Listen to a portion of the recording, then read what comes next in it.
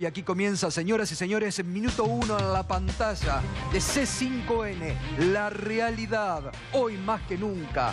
Lo que otros no te muestran, lo que otros a diario te ocultan. Aquí, la realidad, te la contamos y te la mostramos. Vamos con lo que enseguida vamos a estar desarrollando.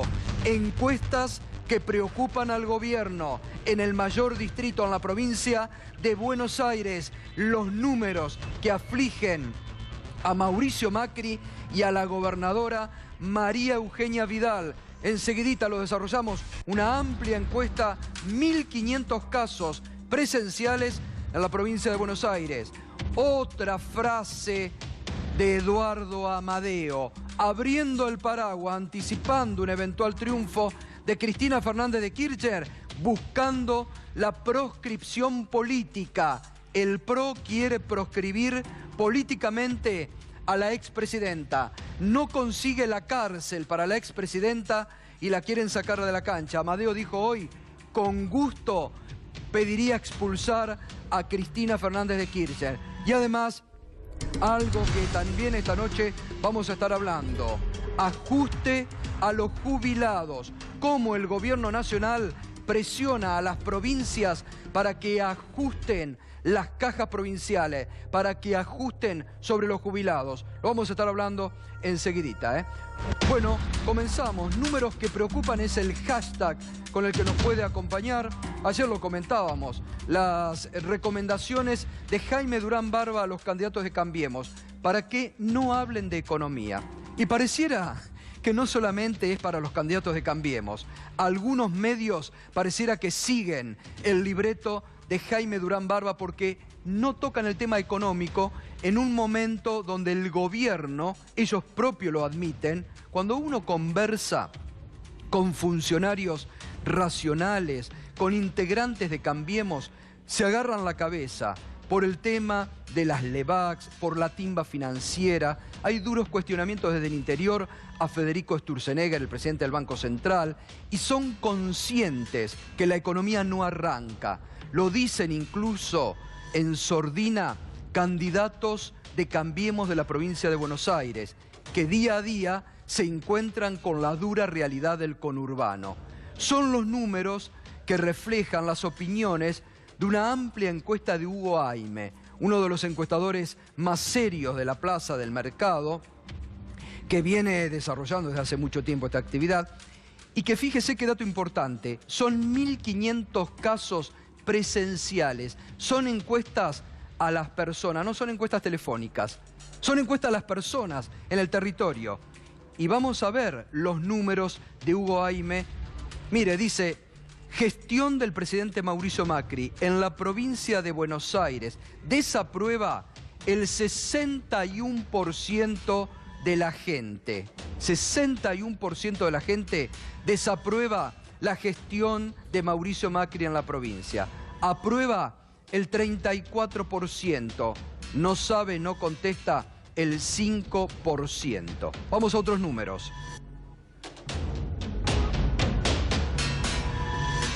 Dirección en que el presidente Mauricio Macri está llevando al país. Equivocada. Esto es, reitero, 1.500 casos en la provincia de Buenos Aires. Equivocada. Piensa el 61% de los encuestados en territorio bonaerense. Dirección correcta, 31%. No sabe, no contesta, 8%. Pero mire qué porcentaje alto de la provincia de Buenos Aires dice que el rumbo de Mauricio Macri es equivocado en este momento.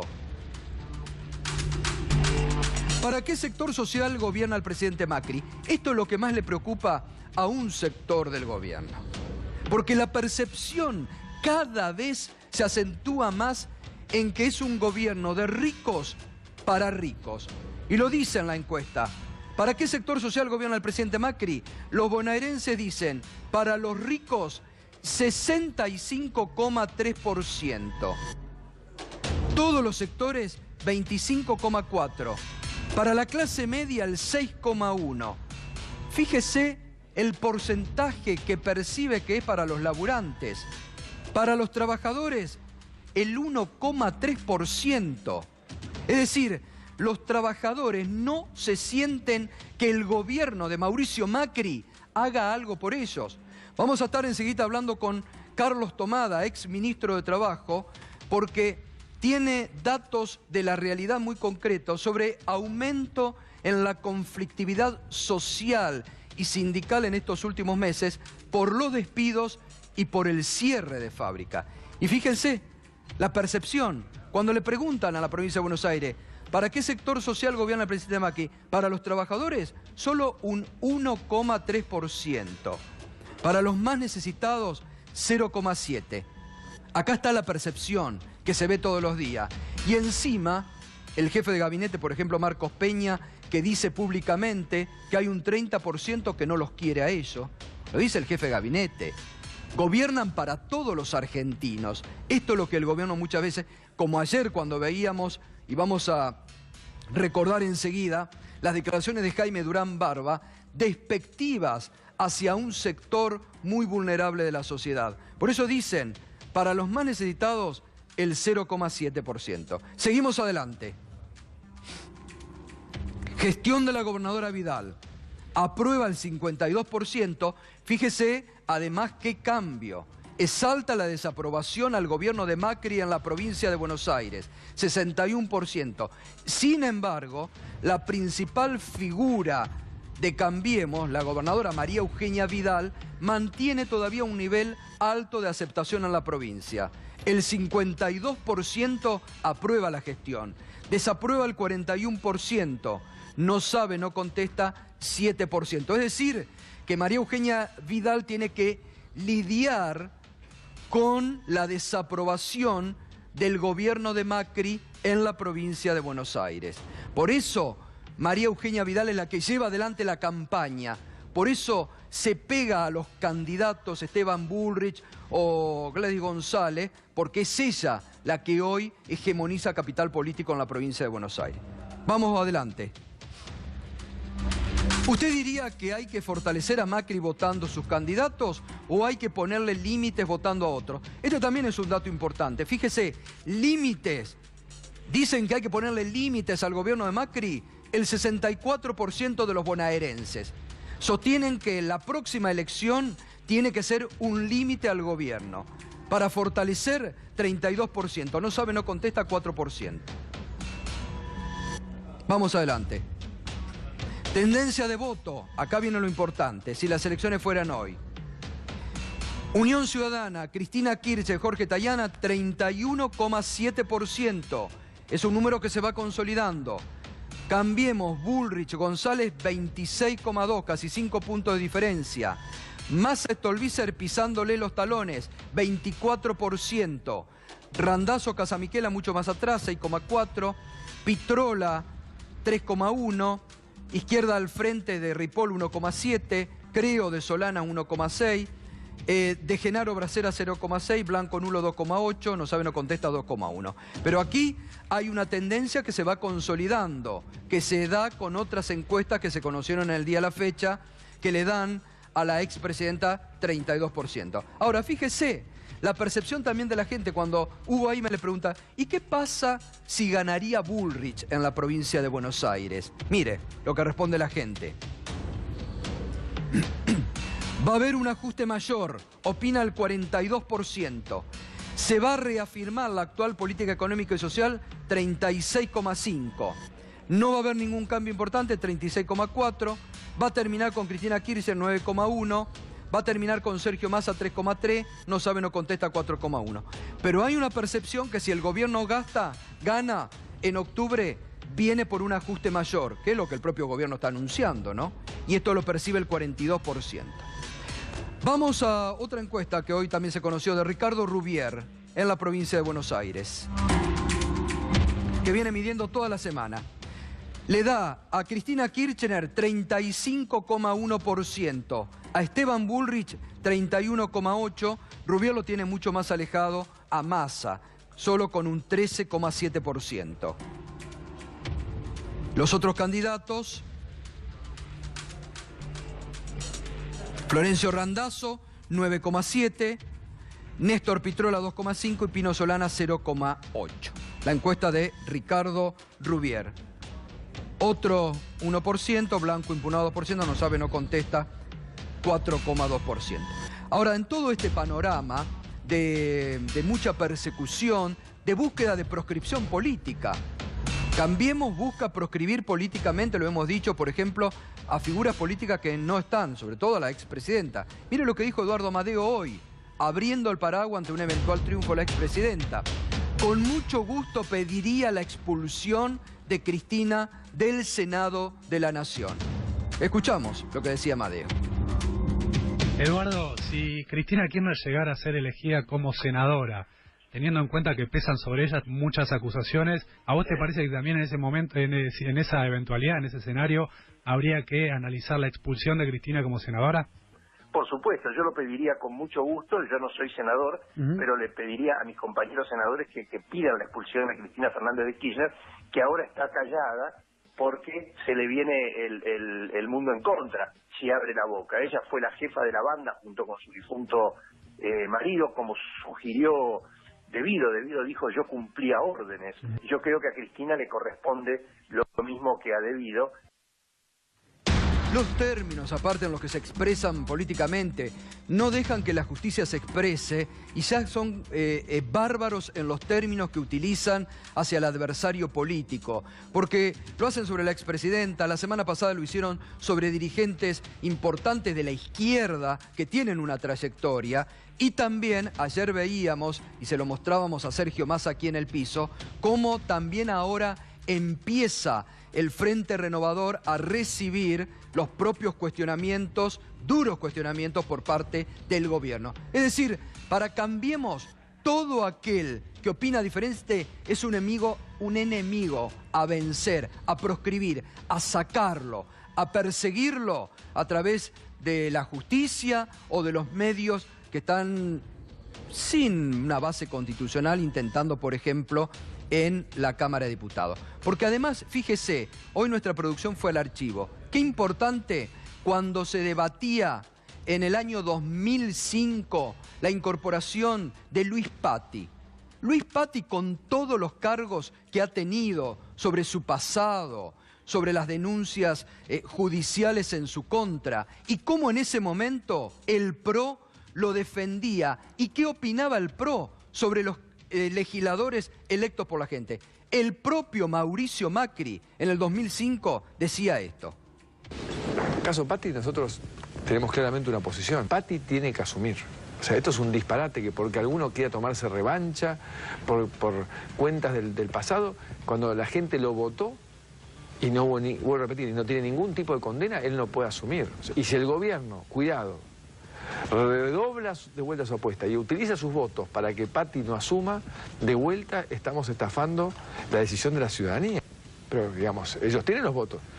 De golpe van a lograr que Patti no asuma, aunque no tenga ninguna condena específica. Primero, a Patti lo votaron más de 500.000 de votos. Pero lo importante, yo no tengo por qué hacer una defensa de Patti. Lo que yo hago es una defensa de que si ahora, porque a mí no me gusta fulano mengano, no los dejo asumir imponiendo mi mayoría, vamos de vuelta a un esquema cada vez más autoritario. Mauricio Macri. Pareciera que está hablando del gobierno de Mauricio Macri ahora. Lo que están intentando hacer con dirigentes políticos a los que persiguen solamente en la búsqueda de un show electoral y para no hablar de la realidad, para no hablar de la economía, para no hablar de lo que vamos a estar hablando esta noche, de cómo está afectando la falta de trabajo en la Argentina. Mauricio Macri en el año 2005. Es muy importante este archivo. Vamos a escucharlo porque parece que hablara del gobierno de Macri ahora. Mírelo, escúchelo de nuevo. En el caso Patti, nosotros tenemos claramente una posición. Patti tiene que asumir. O sea, esto es un disparate que porque alguno quiera tomarse revancha por cuentas del pasado, cuando la gente lo votó y no hubo vuelvo a repetir, y no tiene ningún tipo de condena, él no puede asumir. O sea, y si el gobierno, cuidado, redobla de vuelta su apuesta y utiliza sus votos para que Patti no asuma, de vuelta estamos estafando la decisión de la ciudadanía. Pero, digamos, ellos tienen los votos. De golpe van a lograr que Patti no asuma, aunque no tenga ninguna condena específica. Primero, a Patti lo votaron más de 500.000 de votos. Pero lo importante, yo no tengo por qué hacer una defensa de Patti. Lo que yo hago es una defensa de que si ahora, porque a mí no me gusta fulano mengano, no los dejo asumir imponiendo mi mayoría, Vamos de vuelta a un esquema cada vez más autoritario. Bueno, y antes de entrar al debate, donde vamos a estar hablando de todos estos temas, también de cómo la falta de trabajo en algunos sectores está aumentando la conflictividad sindical y social. Ayer, el gobernador de Córdoba, José Schiaretti, ¿usted puede decir un aliado? Usted recuerde que Córdoba le dio los votos, ese volumen de votos que necesitaba Macri para ganar el balotaje, se los dio Córdoba. Pero hoy las relaciones están mal entre el gobierno de Córdoba y el gobierno nacional. Muy duro estuvo el gobernador Schiaretti, escúchelo. Acá la nación se queda con recursos que son de la provincia y lo pone todo en la capital federal. Por eso ellos tienen el agua gratis. Por eso ellos tienen la energía mucho más barata. Siempre tenemos gesto de buena voluntad. Ahora le pido a Macri, le pido a mi amigo el presidente que me pague los 7.000 millones de pesos de la caja de jubilación, que hace 3 meses los ministros de él se andan haciendo los burros. Quiero decirlo con todas las letras, Este plan de vivienda tiene olor a la 1050 Martínez de Oz. ¿Por qué? Porque se tiene una tasa de interés, porque los bancos no pierden el quita montón, y se indexa con la inflación, como era la 1050. El gobierno nacional nos quiere hacer creer a los cordobeses que si no lo votan a él vuelve el cuco. Acá lo que nos plantamos frente a Cristina Fernández fuimos los cordobeses solos. Y yo no recuerdo que el entonces jefe de gobierno de la Ciudad de Buenos Aires y actual presidente, mi amigo Mauricio Macri, haya dado palabra de solidaridad con Córdoba cuando estuvimos solos batiéndonos contra el kirchnerismo. Y no vuelve más el kirchnerismo. Ellos agitan el cuco porque no quieren discutir el presente. El presente es de que no se reactiva la economía, de que no alcanzan los salarios, de que no aumenta el consumo, cayó 5%. Yo les pido a los cordobeses que en estas elecciones vean quién cumplió y quién no cumplió. Si lo que cumplimos fuimos nosotros, lo del gobierno provincial o fue el gobierno nacional. Que vean si no necesita un voto correctivo el gobierno nacional para que se ponga a caminar de una vez por todas. Nosotros no somos especialistas en tocar timbre, nosotros no somos especialistas en hacer actos que en realidad son spots de televisión producidos para subir al WhatsApp. Bueno, se despertó Schiaretti, porque toda esa luna de miel que tenían los cordobeses con Macri se ha roto. Durísimo como nunca el gobernador Schiaretti, que era un aliado del gobierno, o buscaban, pero políticamente ha roto. Hoy van en posiciones totalmente diferentes, no hay ya una alianza tampoco en Córdoba y están las posiciones enfrentadas. Pero enseguidita, ya Berco, discúlpame, enseguidita además vamos a ver lo que acaba de decir hoy de la tarde, lo vamos a incluir en el debate, porque está Mirta Tundis. Ayer Sergio Massa, acá en el piso, ante una pregunta de Berco, dijo, vienen por los jubilados, vienen a ajustar a los jubilados después de octubre. Y hoy, atención a una durísima advertencia que hizo el ministro de Economía de la provincia de La Pampa sobre un llamado que recibió del gobierno nacional sobre el tema jubilados, que advierte un poco esto. Enseguida se lo vamos a estar mostrando. Berco, buenas noches. ¿Qué querías decir? Buenas noches. Te quería preguntar a vos, ¿cuál sería el voto correctivo para Schiaretti? Porque ellos tenían un candidato fuerte, el peronismo cordobés. De la Sota. Que era de la Sota. Se lo bajó Odebrecht. Y claro, bueno, sí, evidentemente se lo bajó algo. El carpetazo que tenían miedo por Odebrecht. Claro, entonces, ¿cuál sería el voto correctivo según Schiaretti? Porque no me da la sensación de que haya uno demasiado fuerte. No, bueno, ellos hoy en Córdoba encabezan la encuesta de Schiaretti. Encabezan con un candidato que no es, digamos, una estrella, pero encabezan la encuesta. ¿Y con eso los corregirían el rumbo el gobierno? No, sé, lo que pasa es que ahí también... Me suena más a toma y daca interno. Sí, obvio, pero ahí fíjate vos, hay una cosa... Es interesante porque lo que está haciendo Schiaretti es un doble juego. Le pega al gobierno porque frente a la elección que se viene ya se quiere abrir de ese voto cordobés que le dio a Macri, pero por otra parte empieza a jugar en la interna porque ven muchos peronistas que hace un año querían jubilar a la expresidenta que puede ganar la provincia de Buenos Aires. Entonces dice, acá nos tenemos que armar. Porque la idea de Schiaretti para después de octubre, ¿cuál es? Armar una liga de gobernadores peronistas fuerte, que condicione al gobierno y que le ponga un límite a un posible regreso de Cristina. Entonces juega a 2 puntas Schiaretti. No, de hecho lo dice. De hecho dice el kirchnerismo no vuelve más. Por eso. De hecho es una de sus frases. Eso decían los intendentes que tuvieron que ir a pedirle la candidatura hoy a Cristina Kirchner, bueno, ¿no?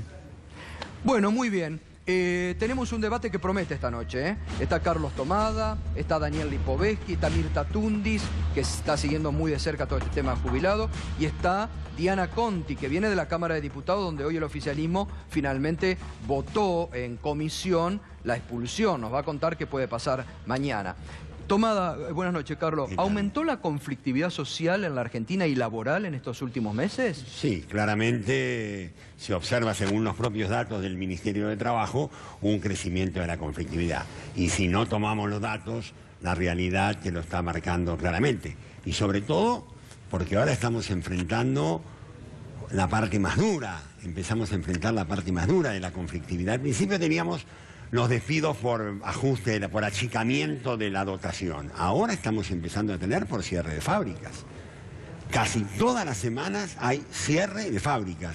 No solamente comercios que bajan las persianas en los centros urbanos. Estamos viendo ciudades donde su industria es en la centralidad en materia de generación de empleo, que están cerrando, con lo cual ya no es un problema solamente de número, de cantidad de puestos de trabajo que se pierden, sino de deterioro de las condiciones de vida de toda una ciudad.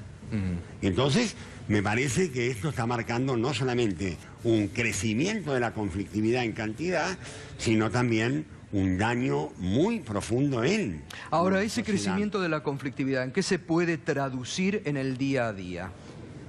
No, en el día a día ya hemos visto cuál es la respuesta que está dispuesta a dar el gobierno. Creo que el conflicto... Los palos. El conflicto de PepsiCo lo marca claramente. Acá hay un alineamiento, y hay que decirlo, hay un alineamiento muy fuerte del gobierno con el empresariado. El empresariado está en estos momentos, yo diría, empoderado, utilizando una palabra. ¿Por qué? Porque sabe que este gobierno le va a garantizar que el Poder Ejecutivo no se va a meter, que la justicia que intervenga en el conflicto va a fallar a favor de la empresa y que las fuerzas de seguridad van a actuar hasta el final del conflicto. Y este escenario que plantea usted, ¿es un escenario que apunta hacia la reforma laboral, claramente, o no? No, a la reforma laboral apunta todo lo que viene pasando desde el 10 de diciembre del 2015 en adelante. El escenario, desde lo que son las declaraciones del presidente, de donde lo que son los editoriales de los grandes diarios, en particular el diario La Nación, y los decires de los distintos ministros, cada vez que se meten con el tema laboral, es claramente introductorio a una reforma laboral que será como la brasilera, lo cual sería dramático para la Argentina, o será de otra envergadura, pero siempre afectando los niveles o de contratación, o de los recursos de la seguridad social, o del debilitamiento sindical, en cualquiera de esas líneas. El asunto es tan interesante que recién en el Hotel Alvear se juntó el CICIP, el Consejo Interamericano del Comercio y la Producción, y estaba Randazzo, entrevistado por Daniel Haddad, ante un centenar de empresarios. Le preguntaron si no habría que hacer una reforma laboral como la de Brasil, y él respondió textualmente: hay que discutir el régimen laboral, y luego aclaró que la flexibilización en los 90 llevó a mucho más desempleo y que fue negativa. Bueno. Pero de entrada, la pregunta que yo les quiero hacer acá a los demás es: ¿para ustedes también hay que rediscutir el régimen laboral? ¿Puedo intervenir? Sí. Bueno, me preocupa, digamos, esto que dice Tomás. Yo digo no, primero, yo creo que primero hay que hacer un diagnóstico de la situación. En la Argentina hay 1 de cada 3 trabajadores está negro y no crece el empleo en blanco hace muchos años. Por lo tanto, hay que ver cómo resolvemos esta situación. Claramente, la solución no es flexibilizar los derechos de los trabajadores, pero sí hay que pensar en algún régimen que, por ejemplo, ayude a promover que se contrate más, a que se regularice la situación y se termine con el empleo precario. Y en ese punto, por ejemplo, los impuestos que se pagan al trabajador contratado, que no, insisto, no son los derechos de los trabajadores, hoy en Argentina son muy altos. Por lo tanto, uno puede pensar en una reforma legislativa que tenga que ver con esta situación, es decir, bajar los impuestos que se pagan por tener un trabajador en blanco, que no significa de ninguna manera flexibilizar los derechos de los trabajadores, que de ninguna manera es un proyecto que tenga el gobierno. Para eso habría que modificar la ley de contrato de trabajo y no está en carpeta modificar la LST. De ninguna manera, quiero que quede esto muy claro. Sí nos preocupa la situación de millones de trabajadores que hoy tiene la Argentina, que están en situación precaria y que ningún gobierno de los que estuvieron antes lo pudo resolver. Y por lo tanto hay que pensar en una solución para eso. ¿No pudieron resolverlo? Sencillo, porque no vamos a hablar del pasado. No. Lo que sí, dos cositas, por favor. Con esta misma legislación, con la que hoy está vigente, en la Argentina se crearon 5 millones de puestos de trabajo. Y por favor, terminen de decir que no se crearon puestos de trabajo en los últimos años. Esto, con los datos del Ministerio de Trabajo de hoy, demuestra, a ver si por favor lo podemos terminar con eso que ustedes quieren instalar, lo vienen haciendo hace 2 años. Sí se crearon puestos de trabajo, más de 400.000 puestos de trabajo, registrado privado. No cuento ni el público ni el autónomo, como hacen ustedes. Solamente asalariados, registrados, privados, esto fue lo que pasó. Ahora, el tema, quisiera un poquito más volver al tema de la reforma. A la pregunta de Berkovich, yo digo no. No hay que abrir por ahora, ninguna discusión sobre reforma del régimen laboral. Cualquier apertura que signifique, ya nos pasó, cuando empezamos con la idea de veamos y negociamos, terminamos como terminamos en los años 90, con una reforma de instituciones bastante importantes que lo único que significaron fue aumento del desempleo y sí, más trabajo no registrado. A ver, Daniel. En los 90 hubo proyectos específicos de reforma de la ley de contrato de trabajo, Carlos, vos lo sabés muy claramente, no empezamos con una discusión general. Y nunca, y ninguno de los proyectos, digamos, que se hicieron de ese momento, ninguno resolvió la situación que hablamos. Yo estoy hablando de uno de cada 3 trabajadores que hoy tiene un empleo negro, es decir, no tiene ni obra social, no tiene aportes jubilatorios, no tiene seguro de riesgo del trabajo. De esa situación que no la resolvió ninguno de los gobiernos que vino antes. Después podemos discutir si hubo crecimiento de empleo o no, también habría que ver esa estadística comparándola con el crecimiento vegetativo de la población, porque obviamente el empleo puede crecer, pero también crece la población de la Argentina, por supuesto. Hoy somos mucho más que vamos creciendo y eso también hace que vos veas que la estadística del empleo crezca, pero no crece más que lo que crece la población. Y entonces vos ves que hay un crecimiento de empleo, pero en realidad no responde a que haya más trabajadores comparativamente en porcentaje de lo que había antes. Pero más allá de eso, la discusión hoy es ¿cómo hacemos para resolver algo que ustedes no pudieron resolver, que es los trabajadores, la gran cantidad de trabajadores que tenemos en negro? Para eso nosotros creemos que uno de los instrumentos sería bajar los impuestos que pagan los empleadores al trabajo para incentivar la contratación. Insisto, de ninguna manera eso significa modificar la ley de contrato de trabajo para flexibilizar los derechos de los trabajadores, que es un instrumento que en los 90, como bien decías y coincido, fracasó. Bueno, ahora bien, yo no hablo de impuestos al trabajo. Lo que vos llamás impuestos al trabajo son derechos de los trabajadores y derechos diferidos. Tienen que ver con la salud y con la jubilación. Pero no me voy a meter con eso. No estoy hablando de eso.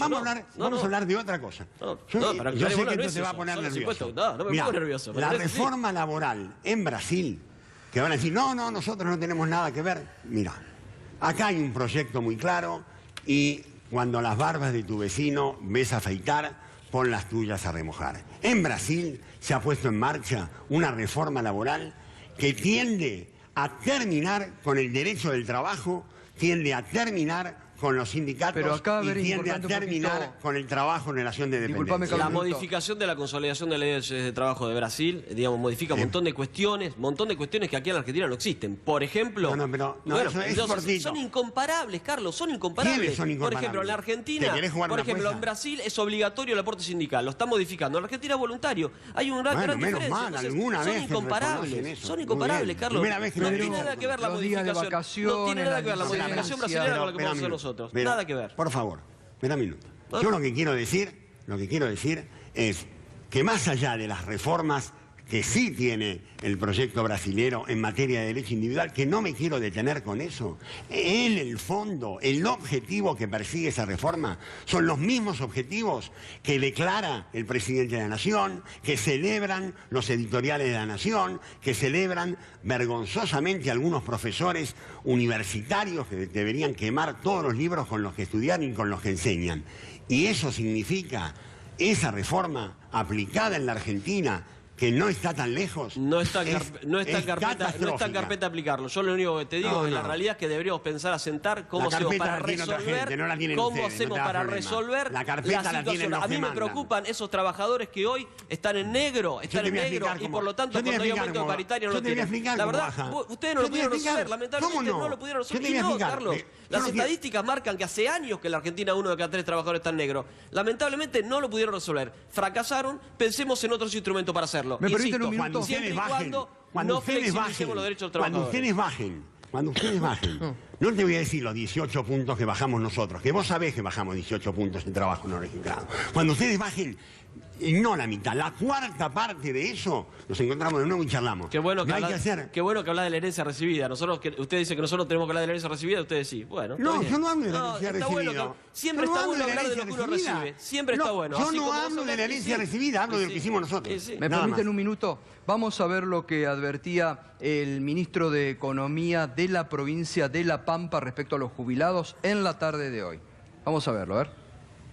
Es la primera vez que en los distintos gobiernos, en el cual la mayoría han sido peronistas y un radical, es la primera vez que nos piden que bajemos las jubilaciones, o sea que pongamos las mismas jubilaciones que tiene la nación. Y bueno, y el sistema previsional de la provincia es más alto. Hay 82% móvil en La Pampa. En La Pampa hay el 82% móvil para de los sueldos ajustados de los últimos 10 años. Sí. Y la edad jubilatoria es igual que nación, 60 años la mujer, 65 años el hombre. Solamente han pagado el 2015 y una parte del 2016.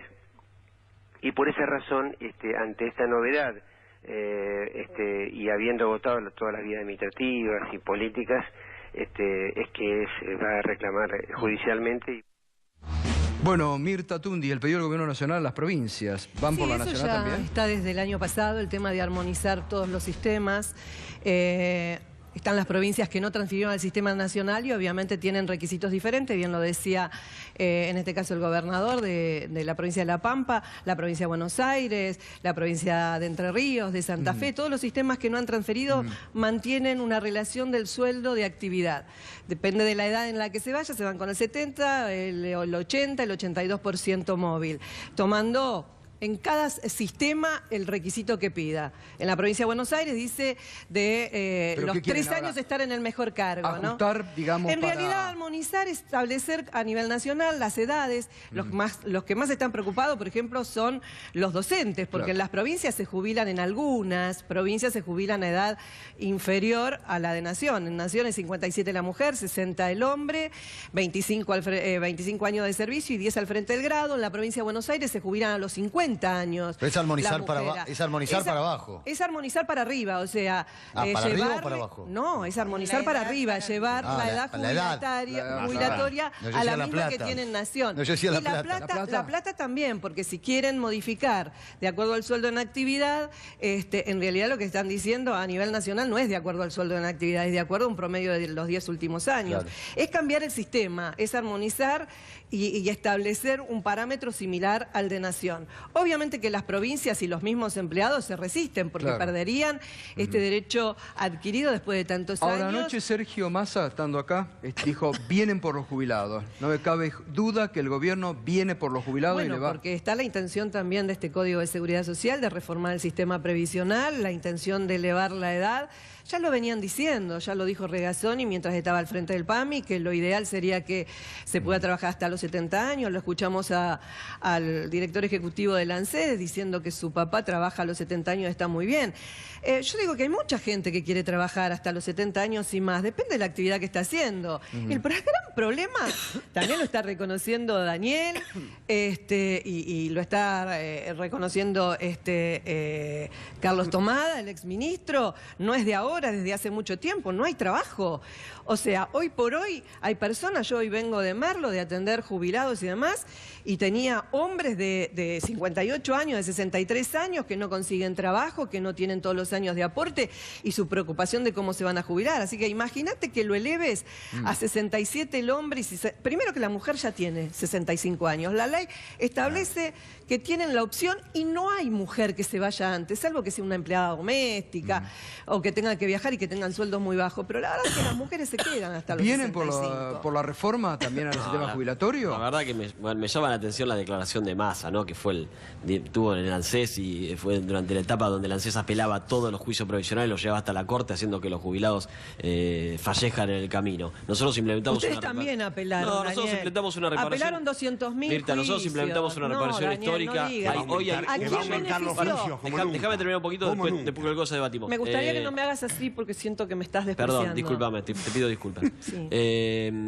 Más de 1 millón de jubilados están cobrando hoy la reparación histórica. Es cierto. Es un montón es mucha gente, por supuesto que todavía hay que seguir implementándose. La votamos todos, incluido también el Frente Renovador. voté. Y vos fuiste una de las que la impulsaste y la verdad que trabajamos mucho en eso. No, cuestioné mucho. Pero bueno, de alguna manera, pero también de alguna manera coincidiste y no en el aprobé objetivo. el artículo que cambiaba el RIPTE. Sí, Acordate que fui de la Eso única del eso es espacio cierto. que no lo voté. Eso es cierto, pero también es cierto que en esa misma reparación histórica votamos la creación de una comisión para que discuta una reforma provisional en el previsional, que la votamos todo el Congreso. Seguro. Y es lo que vamos a discutir y después ese anteproyecto va a venir al Congreso y la discutiremos todo lo que sea posible y haremos el debate que sea. Ahora, más allá de eso, me parece que Massa diga eso cuando no resolvió el problema de los reajustes jubilatorios y nosotros impulsamos una ley que hoy implica que más de 1 millón de jubilados se esté cobrando el 30% más de sus haberes, Daniel, me parece que es un despropósito.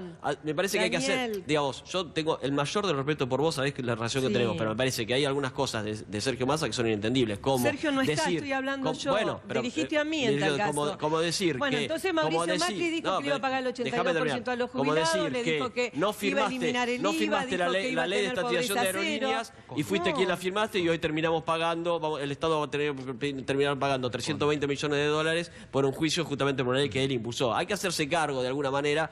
Lo que estuvieron, hay que hacerse cargo de lo que hicieron. Tenés el zorro en el gallinero, porque lo tenés a Sirio Sartofi, lo tenés como vicepresidente de Aerolíneas cuando fue el abogado de Marsans. Entonces, bueno, no digamos las cosas.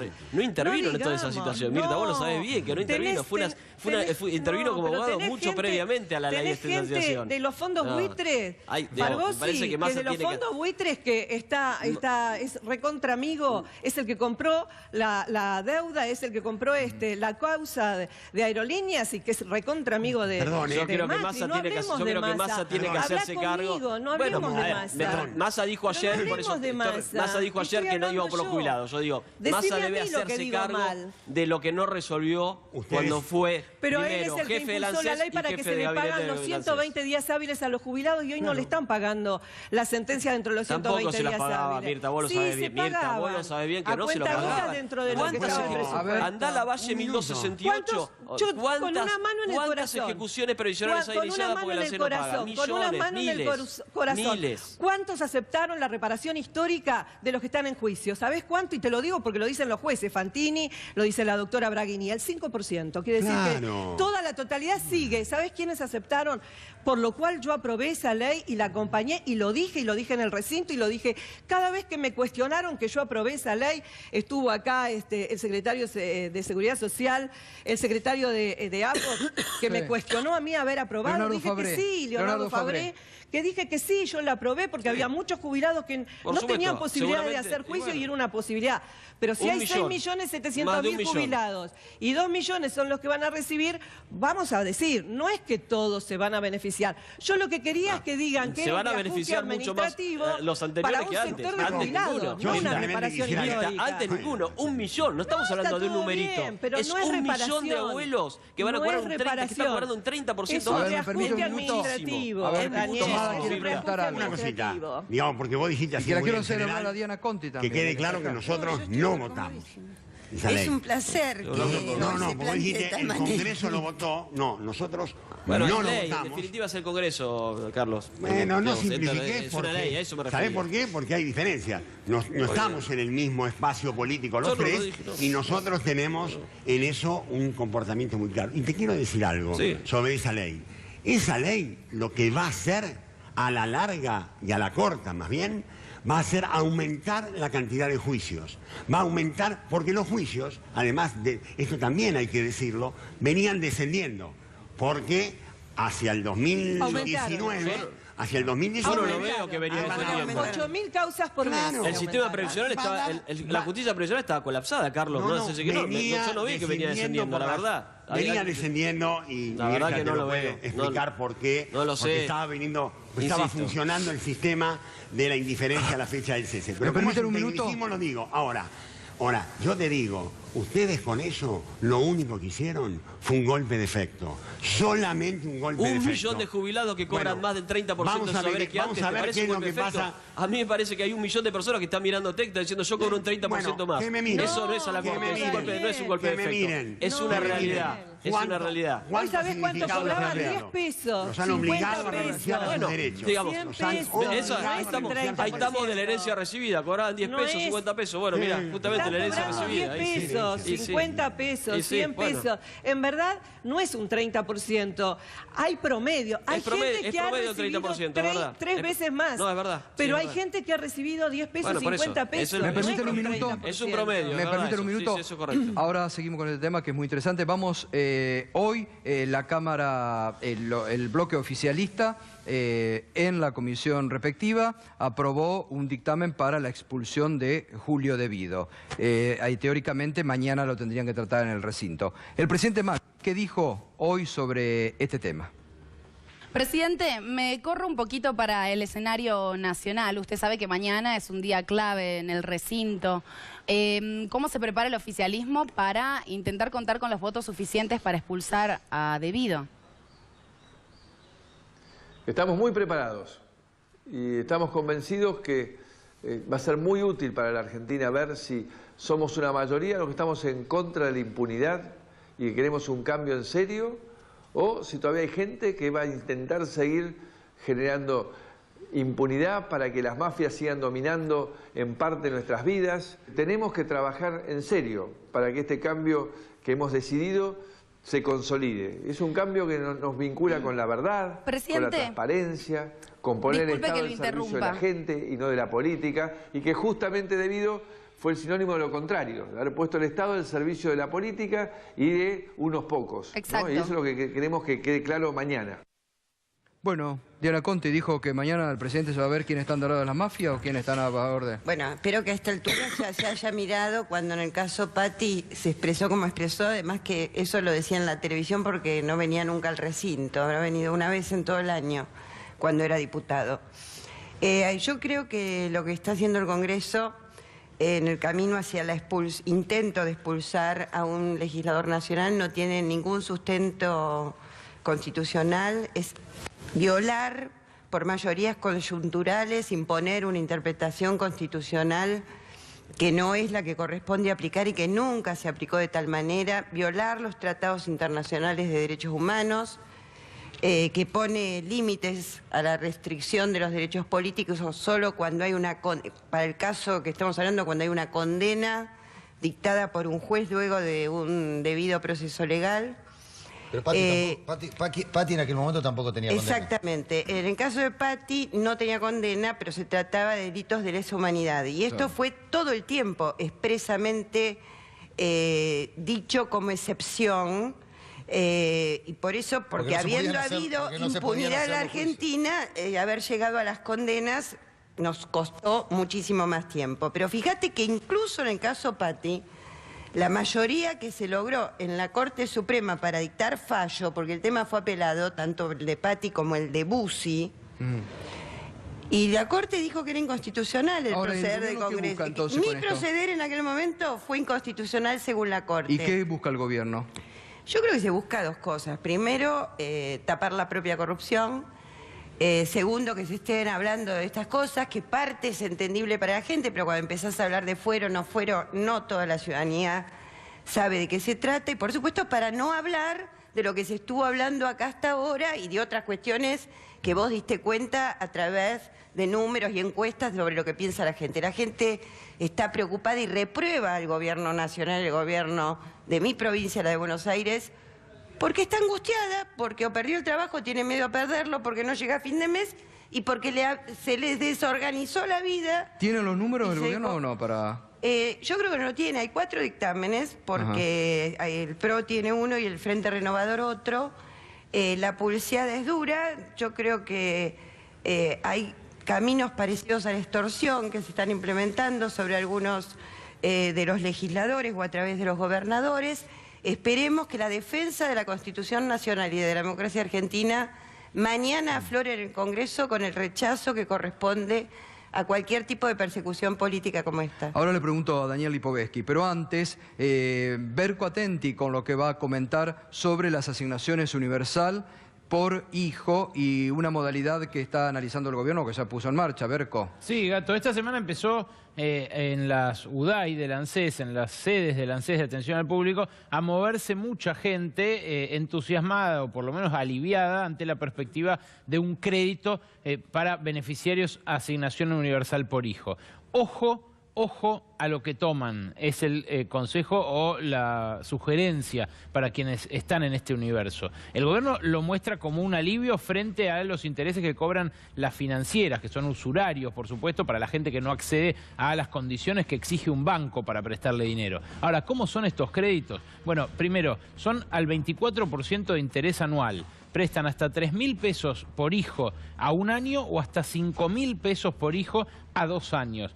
A 2 años cobran un 24% anual igual, a pesar de que el gobierno dice que el año que viene la inflación va a ser mucho menos que el 24%. Con lo cual la carga de intereses, en caso de que alguien tome a 2 años, sería superior y sería muy positiva en términos reales en caso de que el gobierno cumpla con su objetivo de bajar la inflación. O sea, o no se tienen confianza en que van a bajar la inflación o planean cobrar intereses muy caros frente a la inflación. Pero esto no es todo.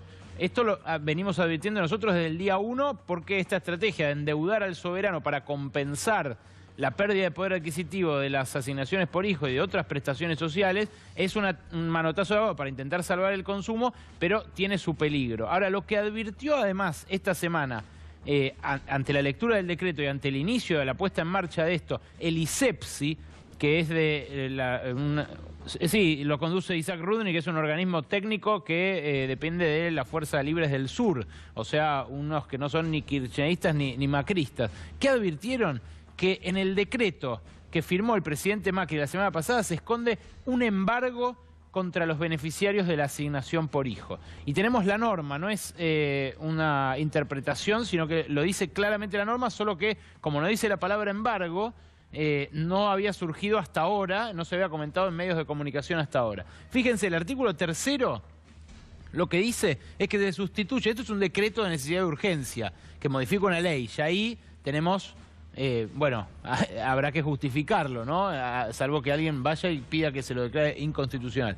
Sustituye el artículo 23 de la ley que establece la asignación por hijo, que es la 24714, y dice: las asignaciones familiares dispuestas en la presente ley son inembargables, no constituyen remuneración. Claro, no constituyen remuneración, son una prestación social para atender necesidades de alimentación, o sea, urgencia alimentaria, ni están sujetas a gravámenes atentos a su naturaleza jurídica. Esto es lo que dice el artículo original.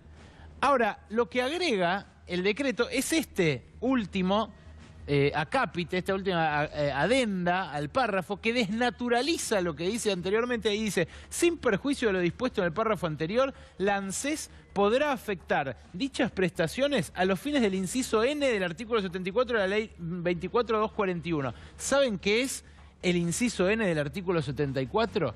La posibilidad de embargar ante un préstamo financiado por la ANSES. Es decir, lo que le dan por un lado se lo pueden quitar por el otro. No solo se lo pueden quitar, porque ya lo peligroso de prestarle, en vez de darle, prestarle plata a alguien que la usa para comer por la urgencia que tiene, ya lo peligroso es cuando tenga que devolverlo el mes que viene, si ahora no llega a fin de mes con estos 1.200 pesos, el mes que viene es 1.200 menos la cuotita. Claro, está bien. Bueno, eso es peligroso. Ahora, lo que agrega esto de dato que les estoy pasando es que le pueden embargar la asignación por hijo a gente que, como que la decía, necesita. Yo antes la necesita, pero con urgencia total. Me parece algo digno de comentar, digno de advertirle a la gente que por ahí nos está mirando, que piensa sacar este crédito, pero además digno de que gente especialista en este tema, como Mirta Tundis, especialista en seguridad social, bueno, lo tomen y de alguna manera lo corrijan, porque es un decreto de necesidad de urgencia. Es importante la advertencia, porque mucha gente en la desesperación se puede sacar y después pierde un beneficio. Y además hoy, interesante lo que vos ayer decías, cuando hablábamos de las declaraciones ignorantes de Lucía Galán, que las chicas se embarazaban para cobrar la universidad. Lo que vos decías ayer hoy lo confirmó el INDEC, que las estadísticas no están registrando esto, que la mayoría más de 2 hijos exactamente tienen, ¿no? Lo que vos completamente disparatado, pero bueno, es lo que pasa cuando se le pregunta a gente que nada sabe de algo. Exacto. ¿Qué opina? Bueno, Daniel Lipovetsky le quiere responder a Diana Conti 2 minutos, porque usted sabe que ya estamos en el medio de las publicidades de partidos políticos para las próximas pasos. Usted también se nutre de otras opciones. 2 minutos, espere, y le contesta Lipovetsky a Diana Conti y seguramente el debate sobre este tema. Seguimos en minuto 1 con los debates de la realidad, con lo que otros te ocultan, con lo que otros no te informan y tapan diariamente. Aquí se debaten. ¿Decía Diana Conti que el gobierno está extorsionando a gobernadores para conseguir votos para mañana? Sí, la pelea es feroz. Es a todo trapo, sin respeto alguno, por norma alguna. A ver, el gobierno siempre lo hizo. Fíjate, este DNU que acaban de relatar, mientras el Congreso esté en plena actividad, con un tema de persecución política en plena campaña electoral, y solo por eso, porque te imaginas que el legislador al que se están refiriendo es el mismo que ingresó el 11 de diciembre de 2015. No hubo ninguna inconducta debido como legislador, ni frente a la justicia, ni como ciudadano argentino que amerite la actuación del Congreso. En lugar de eso, bueno, lo mismo que cuando quisieron nombrar por decreto a los jueces de la Corte. Increíble lo que se está haciendo, alguien que se decían republicanos, pero increíble además de Lilita Carrió, ¿no?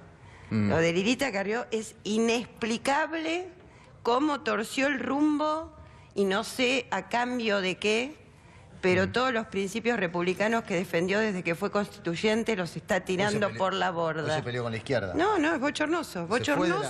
Aparte un desprecio, porque imagínate que los legisladores de izquierda son legisladores. Es más, en Chaco acaba de entrar uno. ¿Están incumpliendo las normas? ¿Están extorsionando? Estamos aplicando un artículo que es claro, que es el artículo 66 de la Constitución Nacional, que es un viejo artículo que ya estaba en 1853, que era el 55 de la Constitución, la primera Constitución argentina, y que permite excluir a un diputado, digamos, o a un senador, por decisión de los 2/3 de los miembros de cualquiera de las 2 cámaras.